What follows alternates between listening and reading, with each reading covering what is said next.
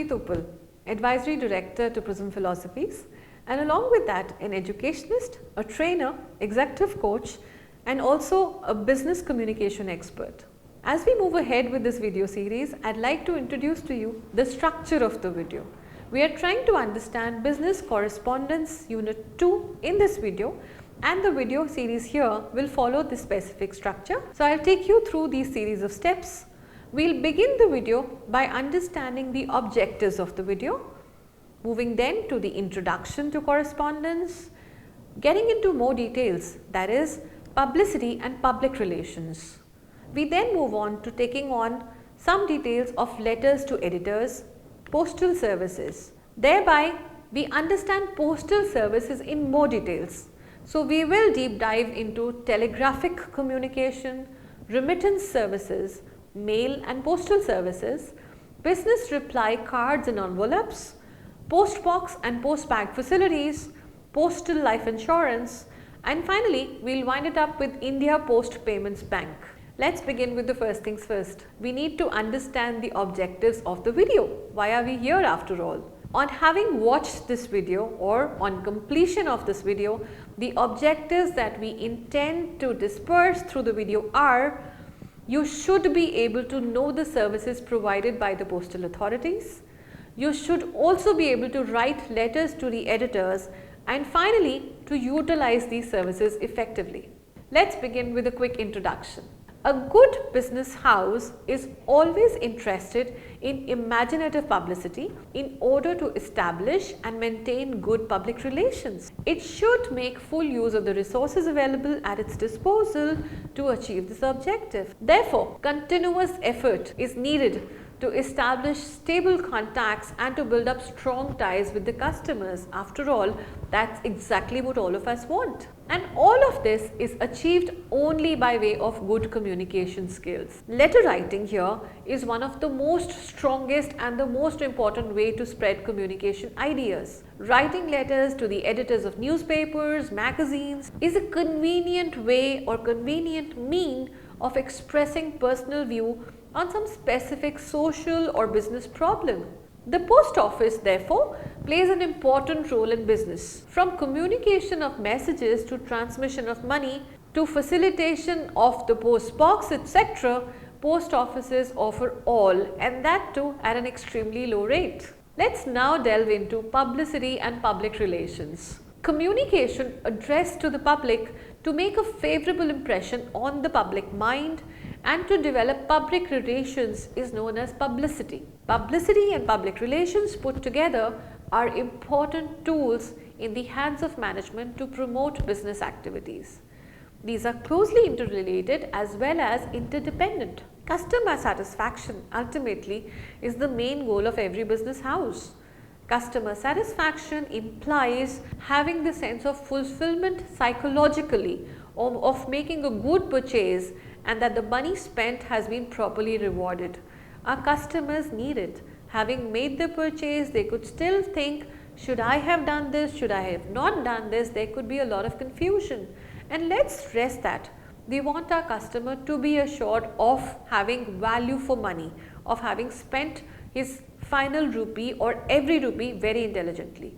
Publicity material and good public relations help provide this satisfaction and further impart customer loyalty.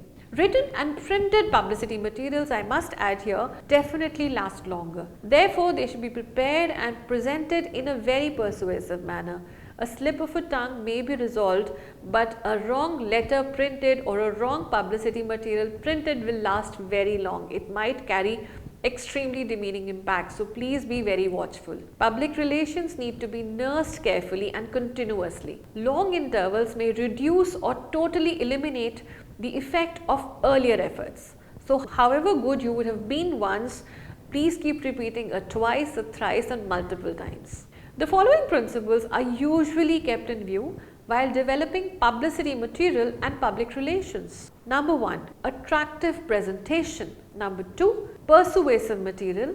And number 3, regularity of presentation. Also, let us now understand the following forms which may be addressed to present to our prospective customers. We begin with press advertisements, We'll thereafter look at a little detail on handbills, go on to explore circular letters, catalogs and price lists, and finally, let's explore a few in the miscellaneous category.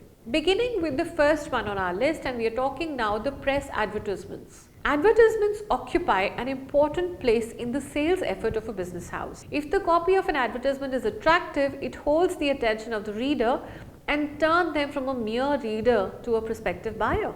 Press advertisements not only convey the message but also help to educate people, which ultimately lead to favorable public relations. It is, however, necessary that honesty of purpose must be maintained.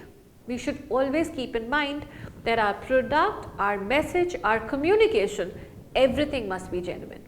Having talked of advertisements, let's move to the next category. We are looking at handbills. Now, handbills cost-wise are very cheap, and so they are definitely the most popularly used form of publicity. However, the effect of handbills is very localized and very temporary.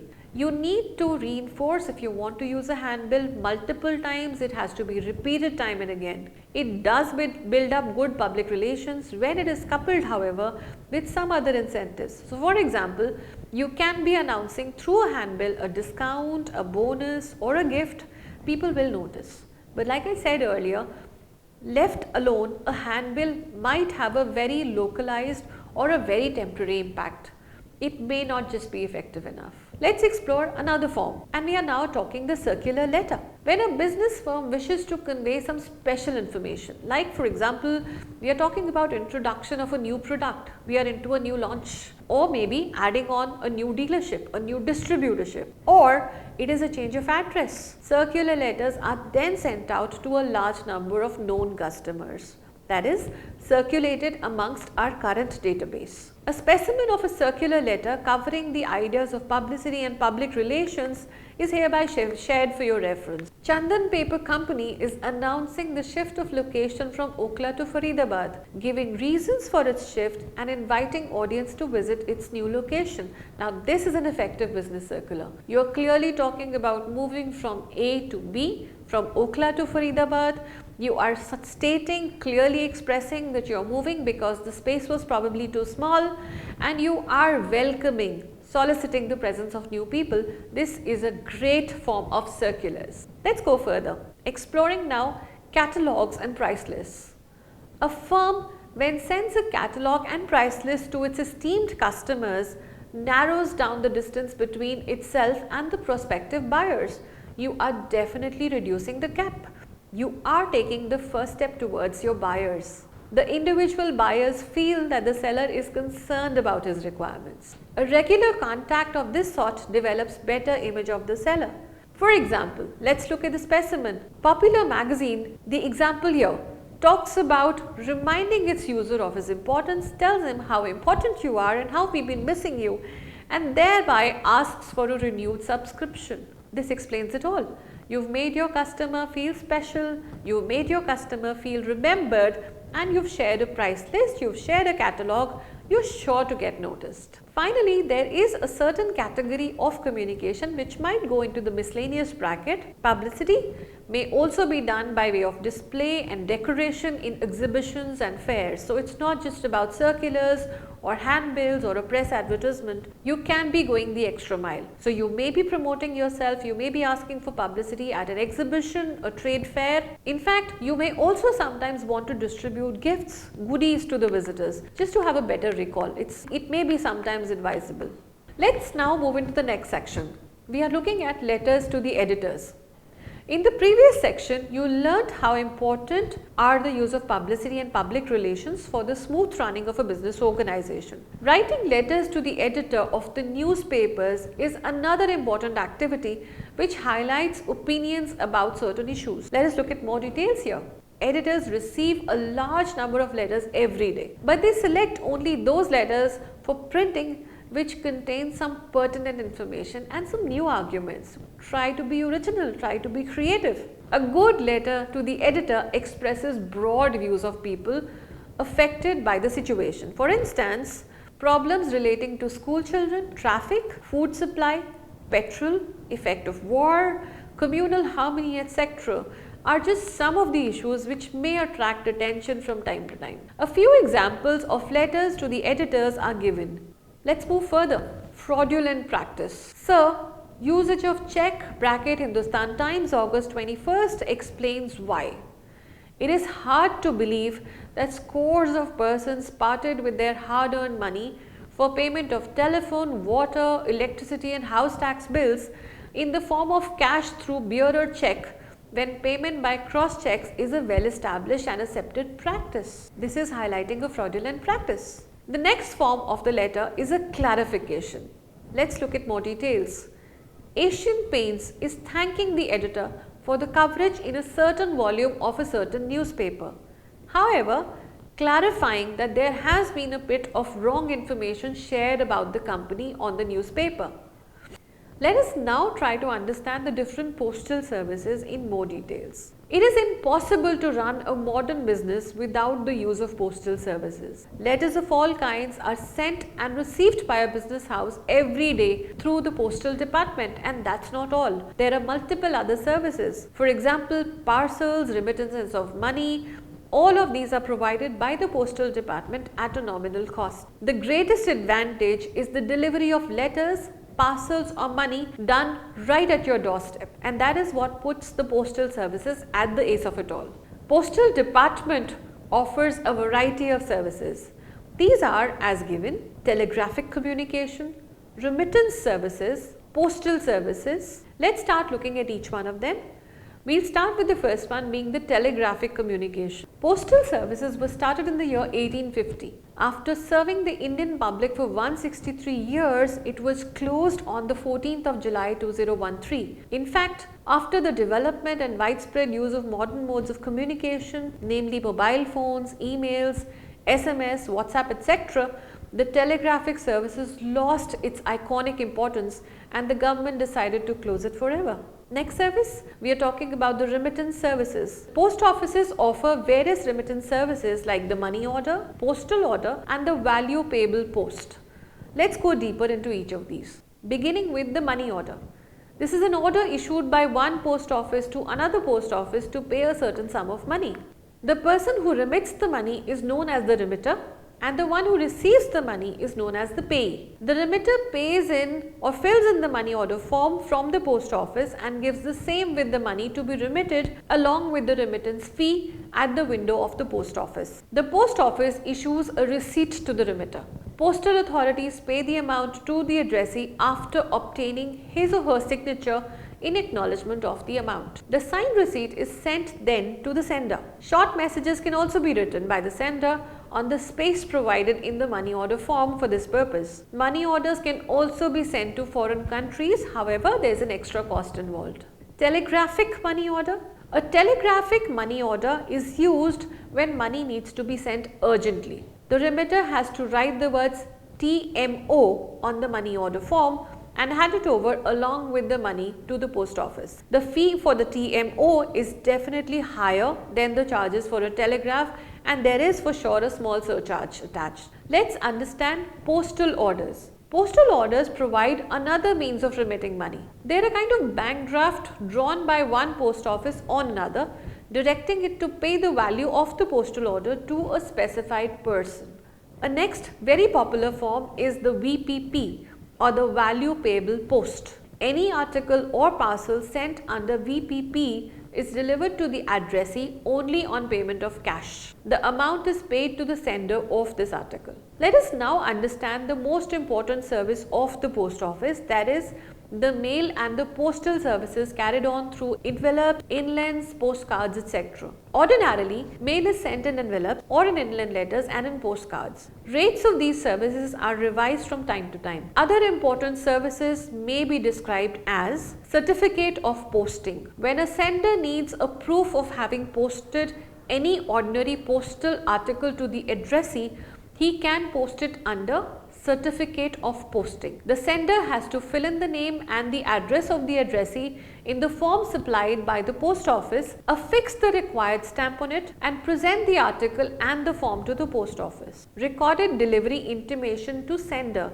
that is RDIS. This is used when the sender of a letter requires proof of sending the letter and also the proof of delivery. The letter goes with ordinary unregistered mail, but an intimation of the delivery is obtained, which is then passed on to the sender. Next, very importantly used and very commonly used form is registration. A letter, a postcard, packet or parcel may be sent by registered post. The prepayment of postage and registration fee is compulsory. This method ensures safety of post delivery. Registration at this point must be added is also compulsory in the following cases: any article bearing the word registered, any packet or parcel weighing more than 5 kilograms, an insured article, a parcel requiring customs declaration, a packet containing valuables, a registered article reposted after having been delivered, a VPP article. Postal insurance. Postal insurance combines safe delivery of a postal article and cover for risk of loss or damage in transit, if any. Insured articles are properly packed, sealed in strong covers and cases. A receipt is issued by the post office. The sender receives free of charge an acknowledgement signed by the person to whom the article is delivered.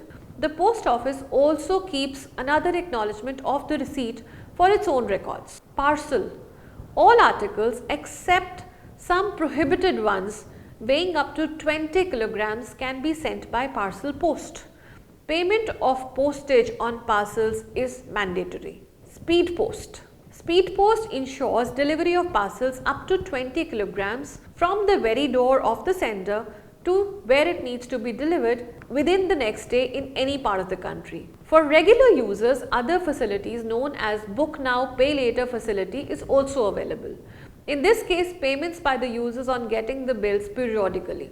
Post Restaunt. When a person moves from one town to another and he does not have a definite address, he may get his letter or other postal articles through the post office of the respective towns. Such letters or articles are known as postal Restaunt and they may be sent care of the postmaster. Such articles are kept in the post office from 1 to 3 months, after which they would be destroyed if not claimed. Business reply cards and envelopes. The business reply card and envelopes are sent by traders to their customers. When the customers send back these cards or envelopes without prepayment of postage, the post office collects the charges in cash from the addressee.